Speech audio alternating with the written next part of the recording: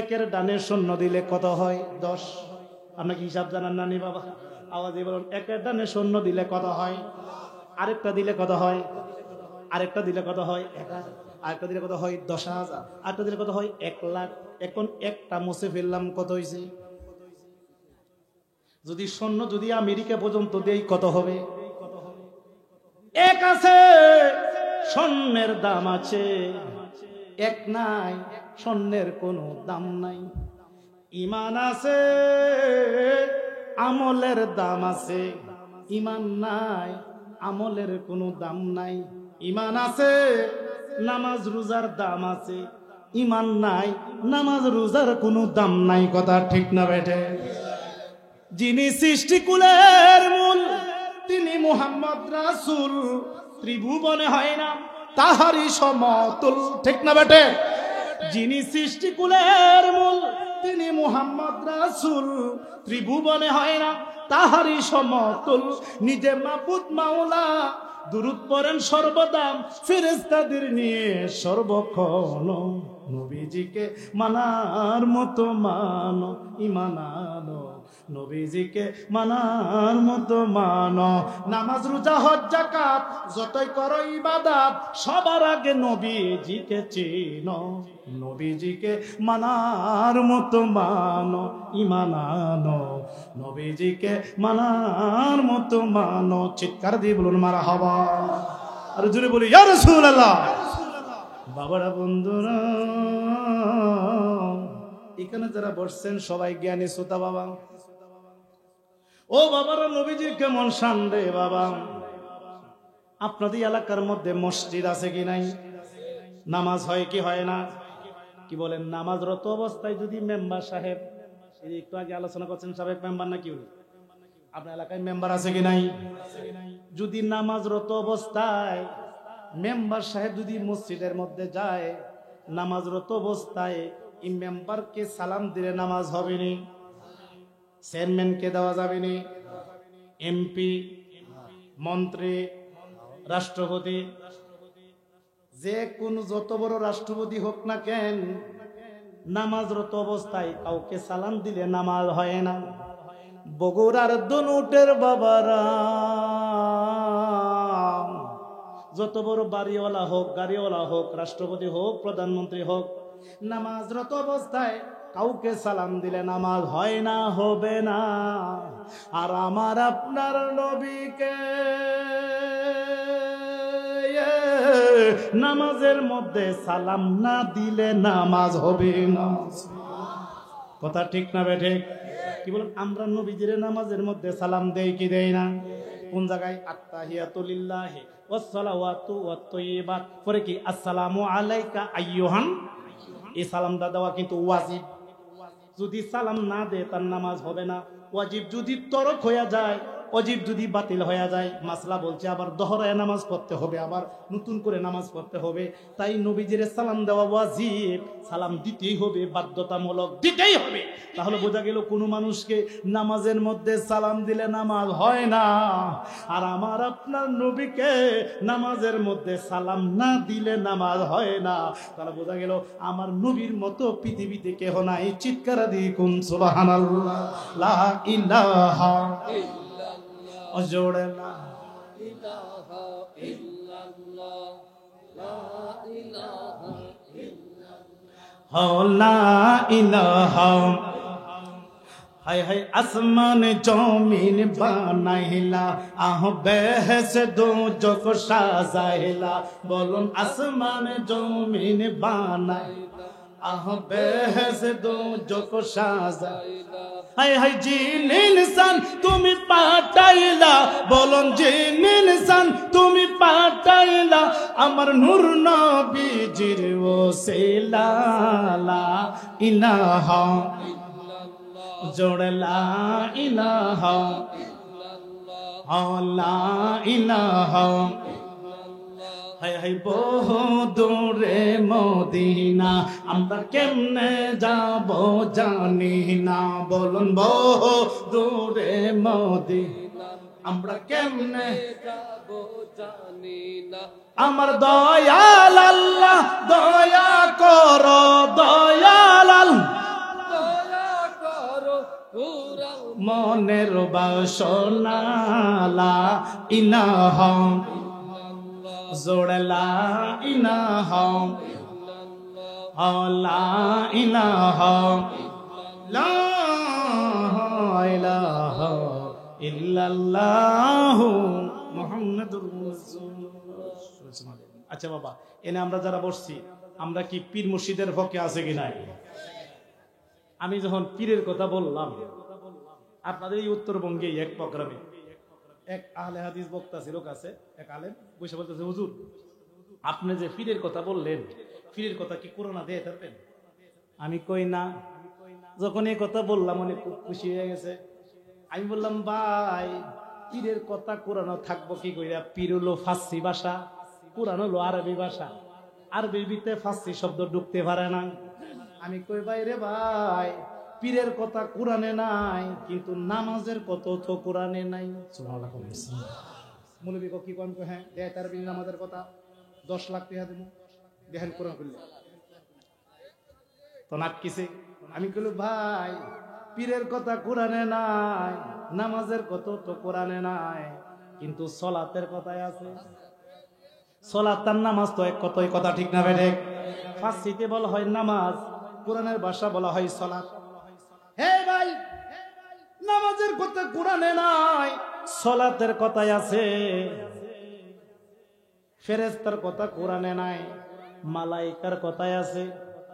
রোজার কথা কোরআনে নাই, সিয়ামের কথাই আছে। বেহেশতের কথা কোরআনে নাই, জান্নাতের কথাই আছে। দুজকের কথা কোরআনে নাই, জাহান্নামের কথাই আছে। পাক পাঞ্জাতনের কথা কোরআনে নাই, আহলে বায়তের কথাই আছে। পীরের কথা কোরআনে নাই, কিন্তু মুর্শিদের কথাই আছে। আছে কি নাই? সূরা কাহাফ আয়াত নম্বর 17 আল্লাহ বলেন, মাই ইদুলিল ফালান তাজিদালাহু ওয়াল ইয়াম মুরশিদা। হুজুর আসেনি আসেনি আসেনি।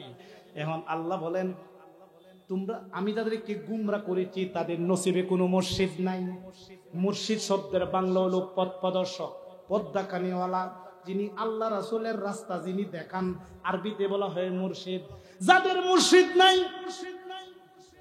যাদের মুর্শিদ নাই তাদের হেদায়েত নাই। যাদের মুর্শিদ নাই তারা হলো গুমরা, পথভ্রষ্ট। আমরা বাবা মুর্শিদের পক্ষে আছে কি নাই?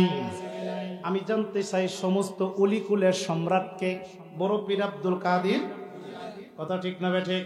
যিনি রুহানি জগতে ওলি হয়ে আসছেন, মায়ের পেটের ভিতর থেকে মাদারজাত ওলি হয়ে আসছেন, এত বড় আল্লাহর ওলি হয়েছে গো, এরপরও আল্লাহরে পাইতে গিয়া মুর্শিদ ধরতে হয়েছে।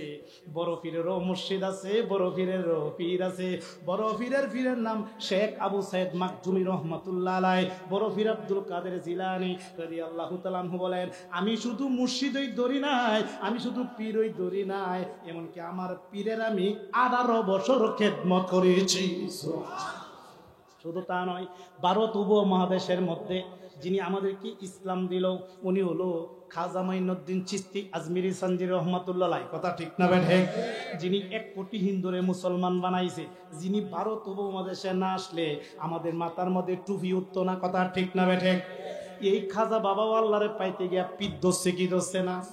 খাজা বাবার পীরের নাম খাজা উসমান হারুনি রহমাতুল্লাহ আলাইহি। শুধু তা নয়, আমাদের যে বাংলাদেশের উলিগুলের সম্রাট বাবা শাহজালাল, বাবা শাহজালালও আল্লাহরে পাইতে গিয়া পিঠ ধরছে। বাবা শাহজালালের পীরের নাম হলো ওনার আপন মামা সৈয়দ আহমদ কবির রহমাতুল্লাহ আলাইহি। শুধু তা নয়, আমাদের মাযহাবের ইমামের নাম ইমামে আজম আবু হানিফা রহমাতুল্লাহ আলাইহি। নুমান বিন সাবেত ইনি বলেন, আমি ইমাম হয়েছি। কেমন ইমাম? সুরি ইমাম না বড় ইমাম? ইমামে আজম। সকল ইমামদের ইমাম হয়েছেন ইমামে আজম আবু হানিফা। ইনি বলতেছেন, কিতাবের নাম ফিকহে আকবর আমার কাছে রয়েছে। এই ফিকহে আকবরের মধ্যে লিখতেছেন, আমি ইমাম আজম আবু হানিফা যদি শেষে 2 বছর পীরের কাছে মুরিদ হইয়া আমার পীরের খেদমত যদি আমি আবু হানিফা না করতাম, তাহলে আমি আবু হানিফা ধ্বংস হইয়া যাইতাম। লাউলা সান্তান, এই এবারটা লাউলা সান্তানে লা হালাকান নুমান। ইমামে আজম আবু হানিফা কয়, আমি পীরের কাছে যদি শেষের 2 বছর পীরের খেদমত আমি না করতাম, তাসাউফের বিদ্যা পাইতাম না, ইলমে মারিফতের বিদ্যা পাইতাম না, আমি শরীয়তের অহংকারে ফুইরা আমি ছাই হয়ে যাইতাম। এই জন্য পীরের কাছে গিয়া গো তাসাউফের বিদ্যা অর্জন কইরা আমার ইমান বাঁচাইছি, নাহলে আমি পুইরা ছাই হইয়া যাইতাম। জোরে জোরে কোন সুবহানাল্লাহ। তাহলে আদর কি বাবা, আল্লাহরে পাইতে গিয়া ওলি আল্লাহরা পীর দোষে কি দোষে না? মাওলানা জালালউদ্দিন রুমি রহমতুল্লাহ আলাইহি বলেন, কুতুবে কুত মাওলানা রুম হাজগিজ নাসুদ তা গোলামে শামসুদ তাবরিজ নাসুদ। মাওলানা রুমি কয়, আমি যদি শামসুদ তাবরিজের কাছে মুরিদ হইয়া ওনার গোলামি না করতাম, তাহলে আমি মাওলানা রুমি ওলি হতে পারতাম না। তাহলে কি বাবা, উনি কামেল হইছে, ওলি হইছে, পীরের খেদমত করে। সুবহানাল্লাহ বলতেন না বাবা? আমরা কি পীর মুর্শিদের পক্ষে আছে কি নাই? এখন উত্তরবঙ্গের আলেমরা বলতে পারেন, আপনাদেরকে গুমরা করতে পারে, পথভ্রষ্ট করতে পারে, সমাজকে বিভ্রান্তি সৃষ্টি করতে পারে। কিছু মৌলবী নামের আগে মুক্তি লাগাবে, এরা কিন্তু উল্টা পাল্টা কথা বলে আপনাদের ঈমান হরণ করতে চেষ্টা করবে। তাই হুঁশিয়ার থাকবেন, সচেতন থাকবেন। আপনাদেরকে বলতে পারে যে বায়াতের কথা কোনো কোরআনে নাই, সাথে সাথে চ্যালেঞ্জ করবেন। আমার ইউটিউবের মধ্যে হাজার হাজার ওয়াজ আছে, প্রত্যেকটা ওয়াজের মধ্যে মোবাইল নাম্বার দেওয়া আছে। আপনারা আমাকে ফোন করে চ্যালেঞ্জ গ্রহণ করবেন, আমি কিতাব নিয়ে আসবো, আমি দেখাইয়া দিব বায়াতের কথা কোরআনে আছে। একবার নয়, দুইবার নয়, 3 বার বায়াতের কথা উল্লেখ রয়েছে। এই আলেমরা যদি থাকো, আসো কোরআন নিয়ে আসো, আমি দেখাইয়া দেই। 1 নম্বর সূরা ফাতার 18 নম্বর আয়াতে, 18 নম্বর আয়াতে, সূরা ফাতার 18 নম্বর আয়াতে আমার আল্লাহ বলেন, লাকাদ রাদিয়াল্লাহু আনিল মুমিনিন ইজ ইবাইয়ুনাকা তাহতাশ শাজারা। আল্লাহ বলেন লাকাদ, লামে তাকিদ, কাদ মাঝে কারিব, রাদিয়া শব্দটা মাঝে সিগা, লাকাদ রাদিয়াল্লাহু আনিল মুমিনিন। আল্লাহ বলেন আমি সেই মুমিনদের প্রতি সন্তুষ্ট হয়ে গিয়েছি, আমি সেই মুমিনদের প্রতি রাজি হয়ে গিয়েছি। ইজ ইবাইয়ুনাকা তাহতাশ শাজারা, ওই বৃক্ষের নিচে আপনি নবীর কাছে যারা বায়াত হয়েছে তাদের প্রতি আমি আল্লাহ রাজি হইয়া গেছি। সুবহানাল্লাহ।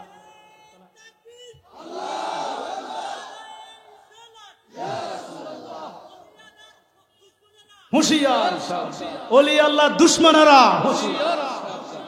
সবাই বলি মারহাবা। এখন বাবা তাহলে কি বলছে? আল্লাহ তাদের প্রতি সন্তুষ্ট হয় যারা বায়াত রাসূল গ্রহণ করে। সুবহানাল্লাহ বলেন বাবা।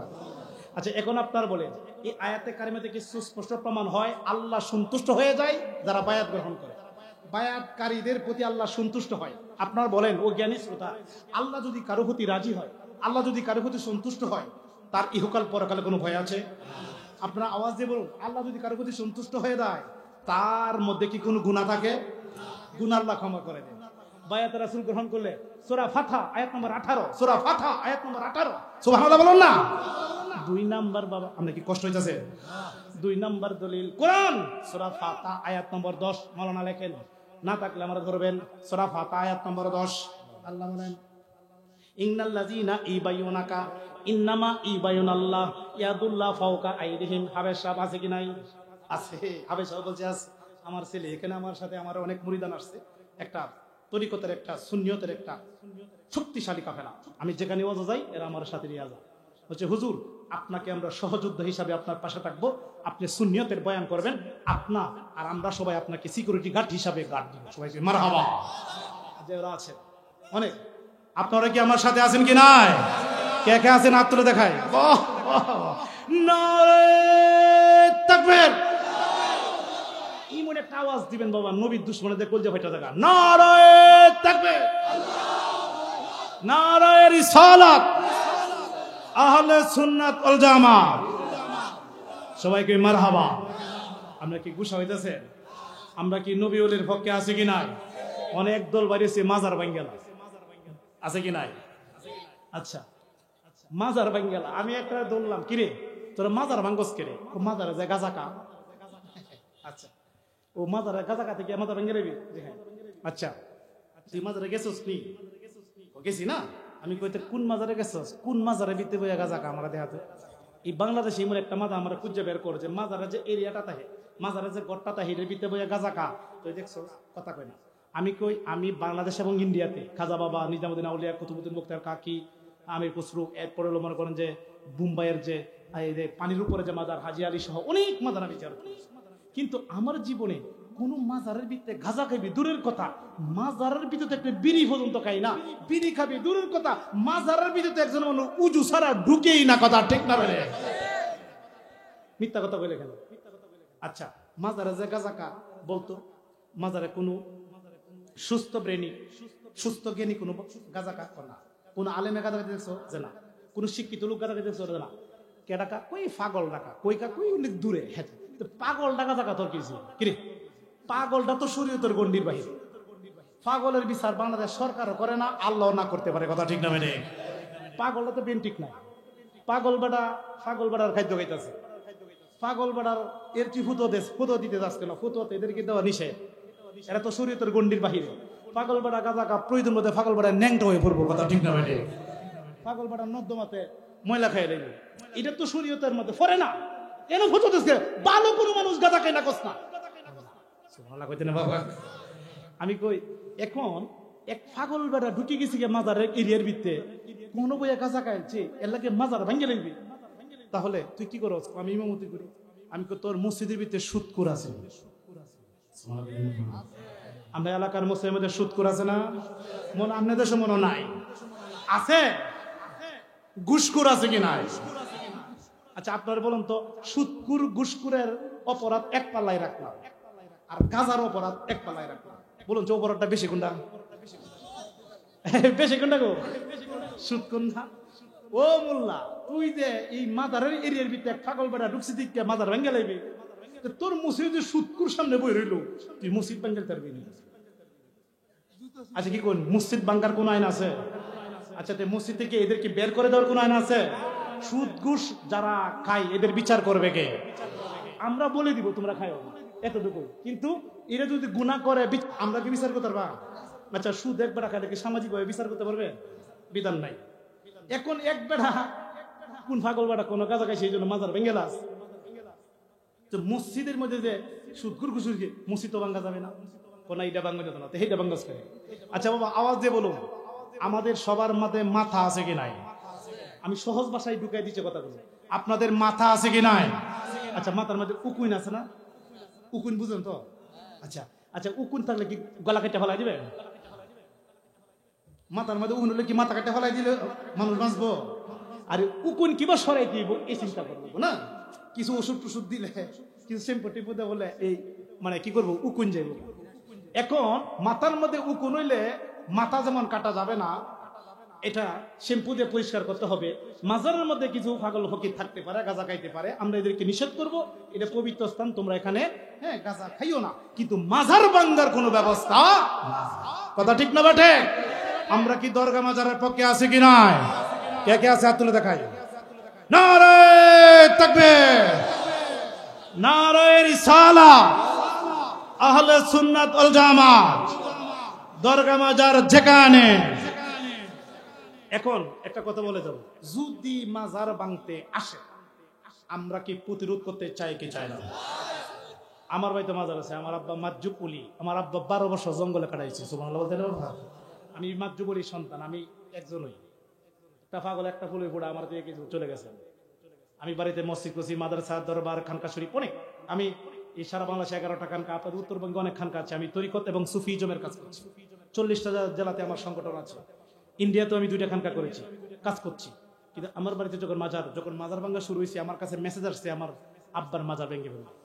আমি বললাম তখন তো বাবা আমরা এলাকাবাসী ঠিক মতো বইছি আর কি, বুঝছেন না, লাড়ি ছোটা যে পাইছি যে আল্লাহ আজকে জেহাদ ওই বই।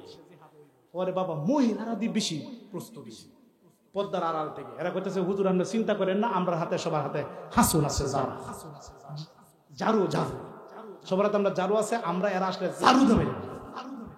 মহিলারও রেডি, আসে নাই, আসতে পারে না। আমরা সবাই যদি অক্ষ থাকি ইনশাল্লাহ ওলি আল্লাহর মাজার কেউ ধ্বংস করতে পারবে না, কথা ঠিক না বেড়ে? আমরা কি ওলি আল্লাহর মাজারের পক্ষে আছে কি নাই? যেই ওলি আল্লাহর মাজারে জিয়ারত হয়, যে ওলি আল্লাহর মাজারে মিরাজ শরীফ হয়, যে ওলি আল্লাহর মাজারে কোরআন তেলাওয়াত হয়, যে ওলি আল্লাহর মাজারে নফল নামাজ পড়া হয়, যে ওলি আল্লাহর মাজারে কোরআন খতম করা হয়, যে ওলি আল্লাহর মাজারে ওয়াজ মাহফিল করা হয়, যে ওলি আল্লাহর মাজার থেকে রুহানি তাওয়াজ্জু ফয়েজ পাওয়া যায়, যে ওলি আল্লাহর মাজার থেকে বরকত পাওয়া যায়, রহমত পাওয়া যায়, যে ওলি আল্লাহর মাজারে গিয়ে দোয়া করলে এই দোয়া কবুল হয়ে যায়, যে ওলি আল্লাহর সাথে সম্পর্ক রাখতে বলছেন আল্লাহ, সেই ওলিদের সাথে আমরা সম্পর্ক রাখতে চাই কি চাই না? আল্লাহ পাক প্রত্যেককে কবুল করুক, সকলে বলে আমিন। এখন বাবা সূরা ফাতার 10 নং আয়াতে আল্লাহ বলেন, ইন্নাল্লাযীনা ইবায়ুনাকা ইন্নামা ইবায়ুনাল্লাহ ইয়াদুল্লাহ ফাওকা আইদিহিম। আল্লাহ বলেন যে আমার নবীজির কাছে বায়াত হইল, তারা মূলত আমি আল্লাহর কাছে বায়াত হইল। ইয়াদুল্লাহ ফাওকা আইদিহিম, তাদের হাতের উপর আমি আল্লাহর হাত রয়েছে। এই শুনেন, আমাদেরকে তাকান, পীরের হাত, মুরিদের হাত, পীরের হাত, মুরিদের হাত, মধ্যে থাকে নবীজির হাত মুবারক, উপরে থাকে আমার আল্লাহর হাত। সুবহানাল্লাহ বলতে না বাবা? সূরা ফাতার 10 নং আয়াত দেখেন, হ্যাঁ 18-10 দুইটা। 3 নাম্বার, মহিলারা কি বায়াত হইতে পারবে কিনা, এটা কি আমাদের জানা দরকার আছে কিনা? মহিলাদের বায়াতের ব্যাপারে সূরা মুমতাহানার 12 রাখেন, সূরা মুমতাহানার 12 নং আয়াতে আল্লাহ ইমানদার মহিলাদেরকে বায়াত গ্রহণ করার জন্য নবীজির কাছে আমার আল্লাহ পাঠাইছে। চিৎকার দিয়ে তাহলে কি বায়াত রাসূলের কথা কোরআনে আছে কিনা?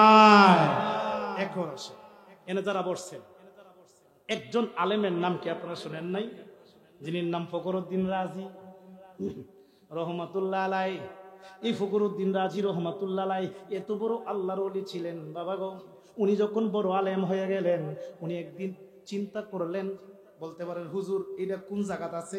এই যে বাবা কিতাবদাম, এই কিতাবদার নাম বাবা ইয়া দেখুদা বেদে মারফত। কিতাবটা লেখছে সরমুনায়ের ফিরে, হ্যাঁ মাওলানা ইসহাক সাহেব, মাওলানা ইসহাক সাহেবের লেখা। এই কিতাবের মধ্যে মাওলানা জালালউদ্দিন রুমি রহমতুল্লাহ মস্তবি শরীফ থেকে ঘটনাটা নকল করেছেন। এই ফখরুদ্দিন রাজি রহমতুল্লাহ মনে মনে ভাবলেন, মাবুদ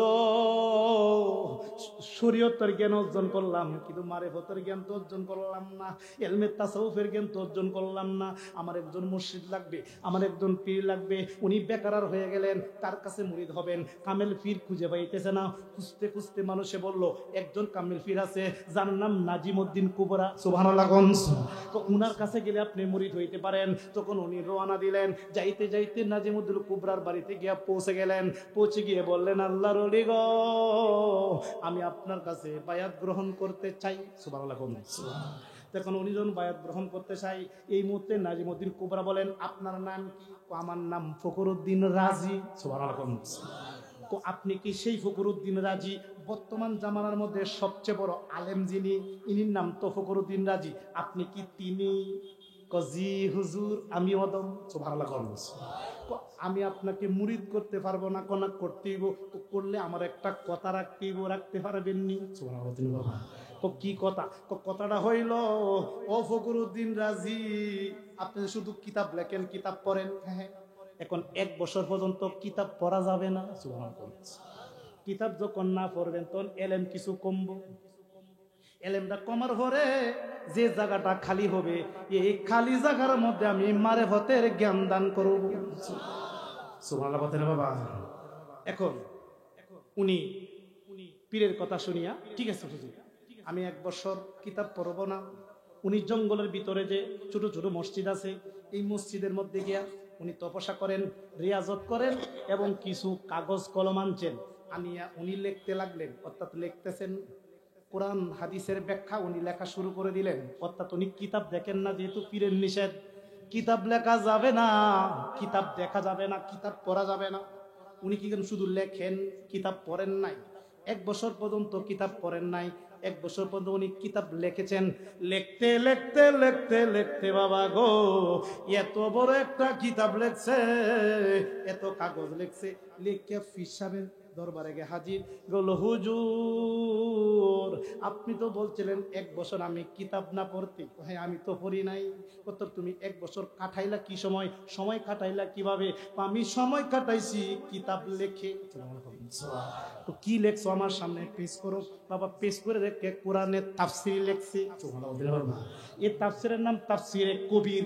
তাফসীরে টাইটেল কাছে পড়ানো হয়। এই কিতাবটার দাম এখন বর্তমানে 30,000 টাকা। এত বড় কিতাব লেখছে। উনি দেখে কোন না না না, তোমারে আমি মুরিদ করতে পারবো না। 1 বছর তোমারে আমি থামাইয়া দিছিলাম, তুমি আনা দেখা না দেখিয়া তাফসীর লেখছো, এত বড় তাফসীর, তুমি অনেক জ্ঞানের অধিকারী বাবা গো, তোমারে আমি মুরিদ করতে পারবো না, তবে তোমার জন্য আমি দোয়া করব। তোমাকে আমি বক্তা বানাইলাম, তুমি চলে যাও। উনি বেকার হইয়া চলে গেলেন। চলতেছেন আর যাইতেছেন, মনে মনে ভাবতেছেন, আমি যখন মরে যাব গো, তখন কান্না শয়তানের দুখায় আমি পড়তে পারি। শয়তান আমাদের প্রকাশ্য শত্রু, তাই শয়তানের সাথে আমার বাহাস মোনাজারও করতে লাগতে পারে কবরের ভিতরে। তাই শয়তানের সাথে বাহাস করতে হলে অনেক এলেম অর্জন করতে হবে। তাই উনি দলিল টুকাইতে লাগলেন। এই ফখরুদ্দিন রাজি রহমতুল্লাহ আলাই দলিল টুকাইতে টুকাইতে টুকাইতে টুকাইতে, একটা নয়, দুইটা নয়, তিনটা নয়, আল্লাহ যে এক, এবার দলিল টুকাইছে 1000 দলিল সংগ্রহ করেছে। 1000 দলিল। আচ্ছা আচ্ছা, এখন ওয়াজের ভিতরে সমস্যা, বাদান পরে পরে পরে, বাদান পরে পরে পরে। 1000 দলিল সংগ্রহ করছে। 1000 দলিল সংগ্রহ করছে যে যদি শয়তানের লগে বাহাস করতে হয়। আচ্ছা বলুন তো বাবা, শয়তানের এলেম আছে কি নাই? কথা কোন এলেম আছে কি নাই? আরে শয়তান তো মুআল্লিমুল মালাইকা, সকল ফেরেশতাদের গুরু, সব ফেরেশতার ফিসা, ওনার কত বড় জ্ঞান। এই শয়তানের লগে বাহাস মোনাজারা করবে ফখরুদ্দিন রাজি, এই জন্য দলিল টুকাইয়া 1000 সংগ্রহ করছে। এই মুহূর্তে উনি ইন্তিকাল করলেন। সুবহানাল্লাহ বলতেন বাবা। ইন্তিকাল করার পরে কবরের মধ্যে গিয়া শয়তান হাজির। শয়তান গিয়া হাজির। ও বাবাজি বাবাজি একটু কথা বলুন। কবরের মধ্যে শয়তান গিয়া হাজির। হাজির হয়ে বলতেছেন, হে ফখরুদ্দিন রাজি, তুমি দুনিয়ার জমিনে একটা তাফসীর লিখে আসছো। এই তাফসীরের নাম তাফসীরে কবির। হ্যাঁ, তাফসীরে কবির তুমি লিখে আসছো। এই তসলিমি অনেক বড় আলেম। এখন তোমার সঙ্গে আমি মোনাজারা করতে চাই। ও কি বাহাস মোনাজারা? ও মোনাজারা হইল, তুমি বলো আল্লাহ একজন না দুইজন? আমি জানতে চাই ও বগুড়ার বাবারা, আল্লাহ একজন না দুইজন? যখন আল্লাহ একজন না দুইজন? এখন খান্না শয়তান ফখরুদ্দিন রাজিরা প্রশ্ন করে, আল্লাহ একজন না দুইজন? তখন ফখরুদ্দিন রাজি রহমতুল্লাহ আলাইহি কয়, আল্লাহু ওয়াহিদুন, আল্লাহ হইল এক। কুল হু আল্লাহু আহাদ, আল্লাহ এক। সুবহানাল্লাহ বলতে না বাবা? এক। শয়তান প্রমাণ করছে আল্লাহ দুই। কিবা? এক আল্লাহ জমিনের মধ্যে থাকে, আরেক আল্লাহ আসমানের মধ্যে থাকে। জোরে বলেন নাউজুবিল্লাহ। আচ্ছা, আল্লাহ কি দুইজন না একজন? পিছের বেলা আওয়াজ দিয়ে বলুন, আল্লাহ দুইজন না একজন? একজন।